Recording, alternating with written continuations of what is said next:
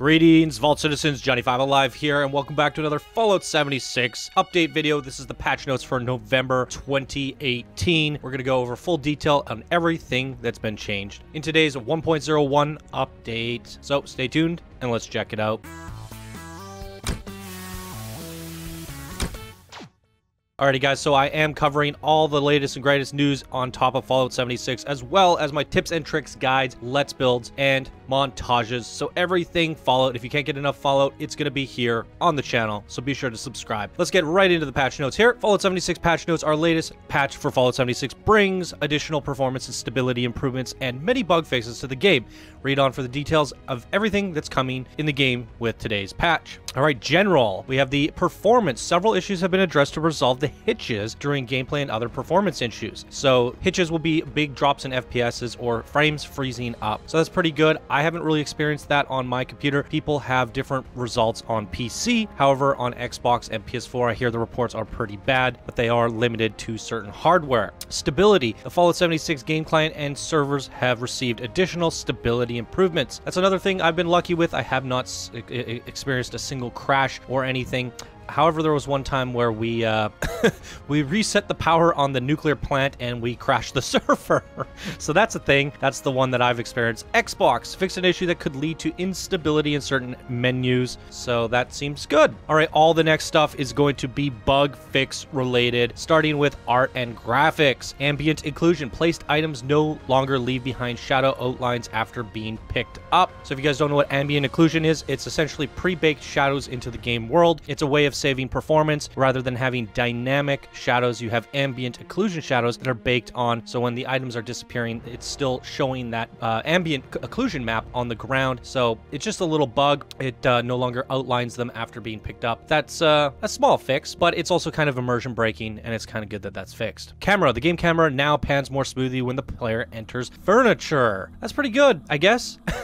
Now, one thing I wish they changed with the furniture is to make it so you hold A to sit on furniture rather than pushing A. A lot of the times when I'm trying to loot like a bottle that's on a couch, I end up sitting on it. So I hope they fix that in the future. Graphics. The cover of Tesla Science Magazine issue 9 no longer appears solid red when pickup or when inspected. That's a very one-off strange bug, but that's fixed. Moving on to enemies. Fix an issue which some enemies could chase the player further than intended. I honestly don't mind the training of enemies.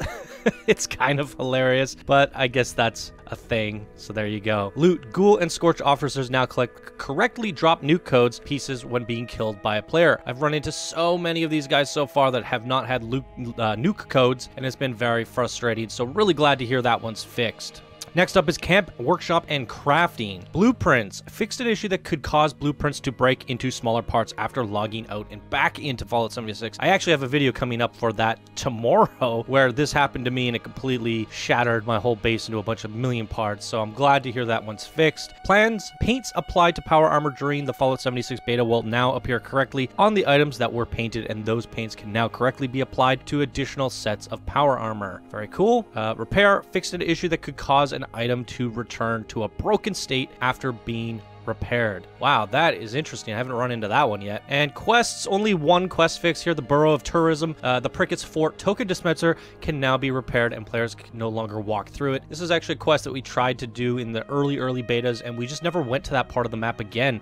So I'm gonna go up there and check it out and have another quest to do in an area to check out. So that's a thing. And interesting enough, a lot of the quests and stuff that I've done in the game so far have been just the group events and whatever random quests we come along. I've done a little bit of the story, but not that much, really. I'm curious to know how you guys have been playing the game. Leave your comments down below. I'm really curious to know how everybody plays different from one another. A lot of the time, me and my group have just been doing group events and seeing how far we can go into the world and what dangerous areas we can go to, and that has taken up a majority, or if not all, of my game time in Fallout so far. So I have a lot of quests left to do in the game. So I mean, 60 hours of playtime, there's still tons for me left to do. I feel like I've barely scratched the surface. All right, next, PvP. Pacifist mode. Players with pacifist mode enabled who engage in PvP while contesting a workshop owned by another player will now correctly deal full damage damage to the player as long as they remain hostile. This is great because I was always like, oh, I'm taking over a workshop. I guess I have to go into my options and switch off pacifist mode. I like to keep it off in case I accidentally do something or hurt someone, and I don't want to start a war in the middle of something. So that's a good one. Respawn. Choosing the respawn option after dying during PvP will now correctly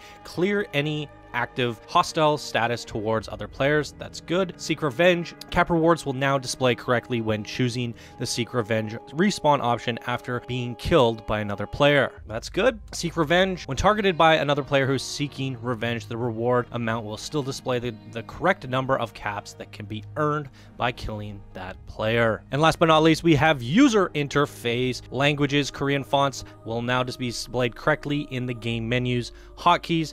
The take photo hotkey can now no longer be rebound and is tied to the space bar in the PC and A button to controllers. I did not know you could keybind that. Keybinds fixed an issue that could cause the take screenshot button in photo mode to display an incorrect hotkey. So basically what they're saying is they made it so you can't rebind the button anymore, which essentially fix the issue. So they just took a feature away to fix a bug that they didn't know how to solve. It's kind of hilarious. Social fixed an issue that could cause players to disappear from each other's social menus if two players each send a friend invite to one another. I've just had this issue overall, and that's not caused from two players sending in invites because we've had it from one player sending just someone else an invite. That seems a little weird to me. There's a few issues around that, but my social list has disappeared so many times. It's so frustrating. So I'm really hoping that doesn't happen anymore after this update. Fixed an issue that prevented newly equipped player icons for displaying to other players in the social menu. I did notice this right away in beta when the first thing I bought was an icon because I didn't want just the standard Pip-Boy. I wanted a character or a Vault Dweller that looked like my character. So I noticed that one right away on the day one beta for PC. So I did hear reports. I've made some videos talking about like exploits and stuff and how you can like log into the world and log back out, and everything has respawned. So this allows for quick farming. If you find an area with lots of plastic, you could just log out of the game, come back in, collect all the plastic, and that goes with anything in the game. A lot of people have been reporting that that's going to be fixed in this patch, and I was always like, source. I don't see anything like that in here. So I think some people just assume things are going to get fixed, and they're not. So the exploit is still there in terms of logging in and out of worlds, and I don't think that's such an easy problem to solve right now. In terms of me logging out and coming back in to join that world,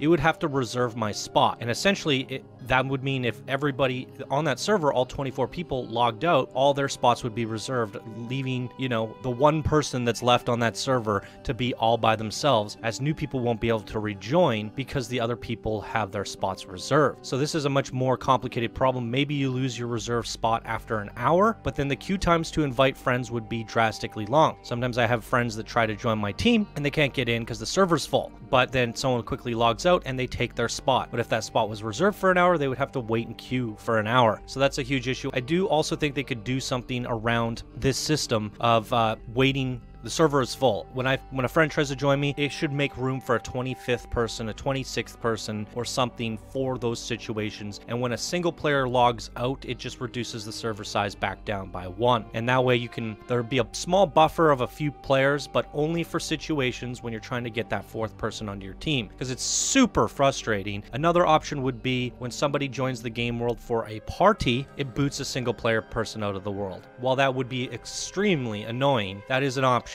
But I think the best option would be to put a buffer on and wait for that single player. Now, there might be times where you could have up to 30 people on a server, but I'm pretty sure they have the bandwidth and capabilities of having a 30 or 32 player server just for buffer reasons for full parties. So that's what I would like to see changed in future updates. Let me know what you guys want to see changed down in the comments below. And that's going to do it for this Fallout 76 patch notes video today, guys. If you guys enjoyed, please be sure to smash that like button and subscribe for more Fallout 76 news, guides, funny montage videos, let's builds, and many more ideas to come. Definitely have a great variety of Fallout 76 content on the channel right now, so be sure to go check out my playlist. All right, everyone, thank you so much for watching. I hope you all have a wonderful day, and I will see you in the next video. Bye now.